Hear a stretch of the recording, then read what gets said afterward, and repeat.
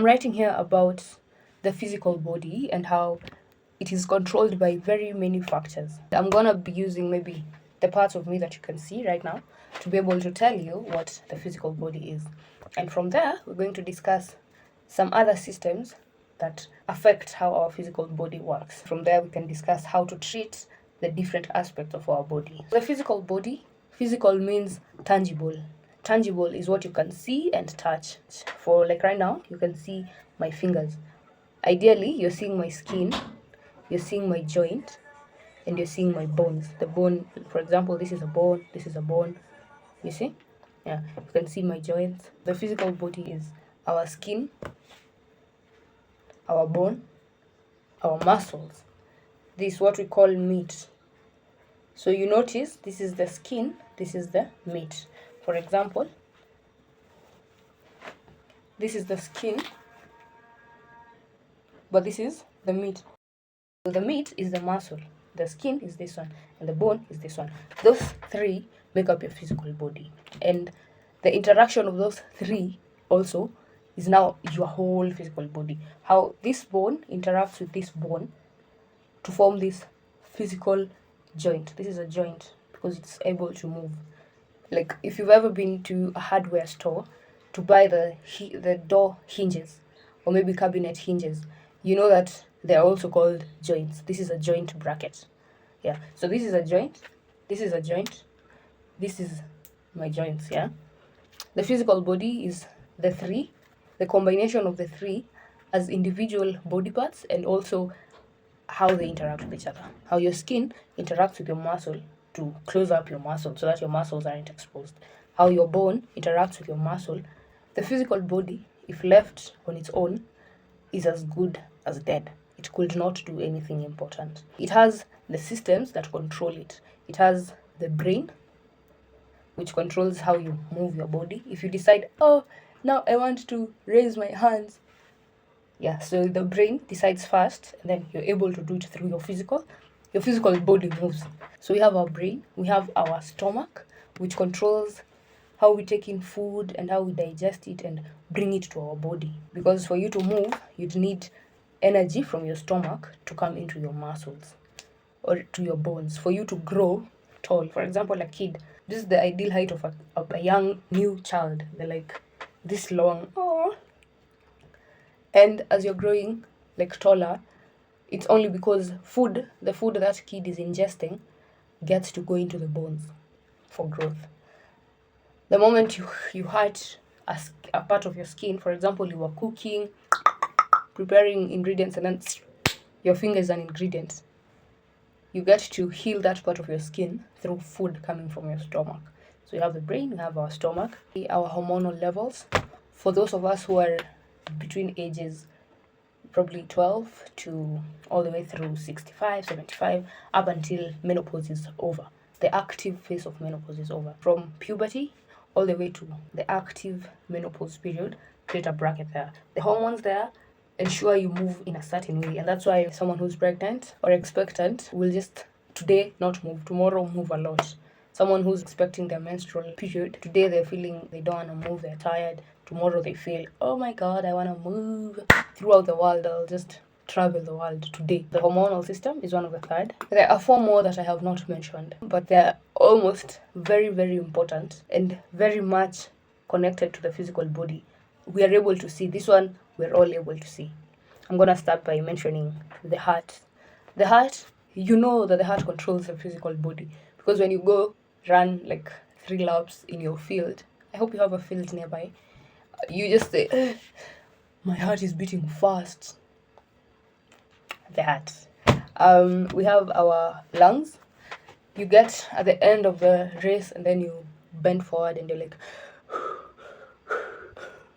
that's your respiratory system. It's how your lungs take in air when you're doing physical activity, when you're running, when you're racing, when you're playing your sports. Another system that we tend to actually give less credit to, when in real sense all credit goes there, to the sensory system. Let me first mention the sensory system.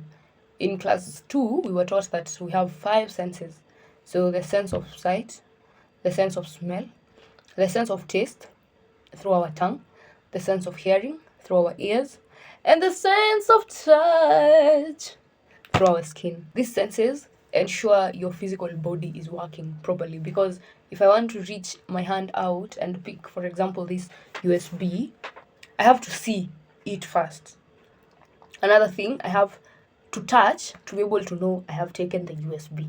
So the sense of touch and the sense of sight have helped me get my physical activity going.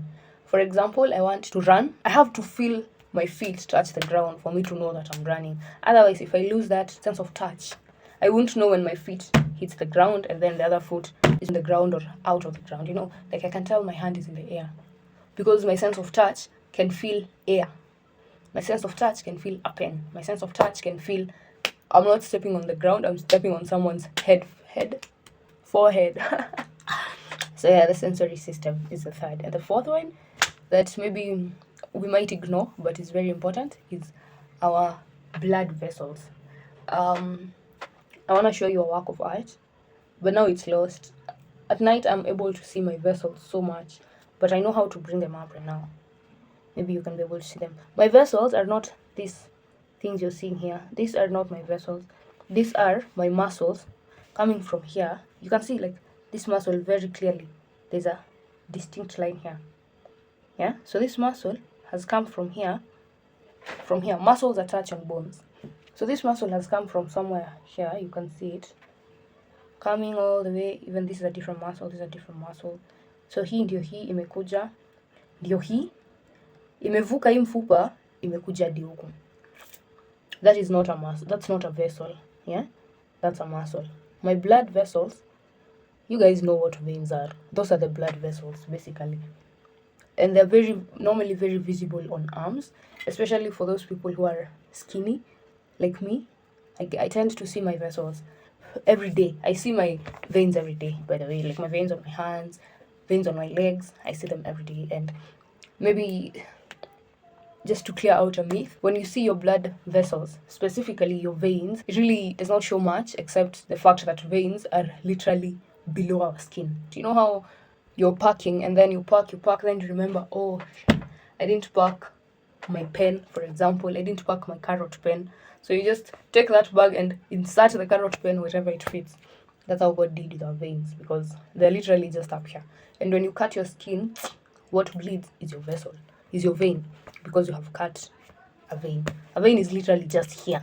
Vessels is basically veins and arteries. They control how blood moves. Like that lap, the 3 laps we were talking about, you finish running, then you feel some sort of heat building up. You're like, oh, I'm becoming hot, like a heater. That's your vessels working, and working right. That is the right way for them to work. Your sensory system, your vessel system, your heart system, your lung system, and your digestion. That controls the physical body. The whole of you, controlled by your brain and your spinal cord. Every day you mention the brain, I want you to mention the spinal cord immediately after.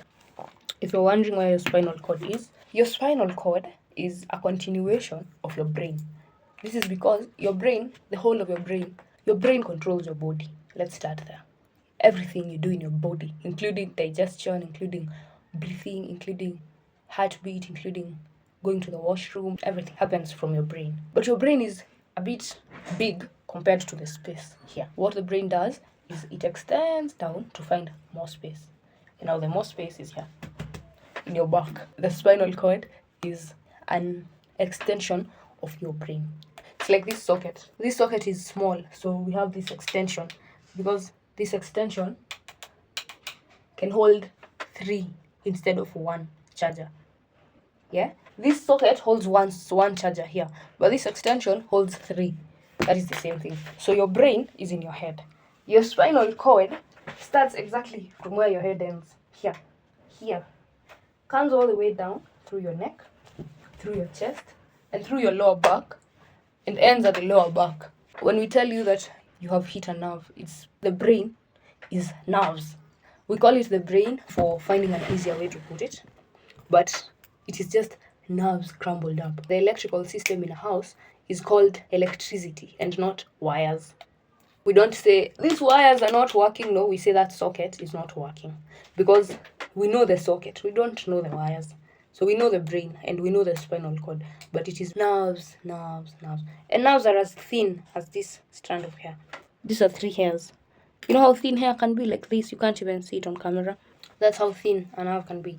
And so we have millions of nerves coming from the brain and the spinal cord. This is how it looks, the brain and the spinal cord. If you are to worship something, then worship the brain and spinal cord. It controls you. Take me to church.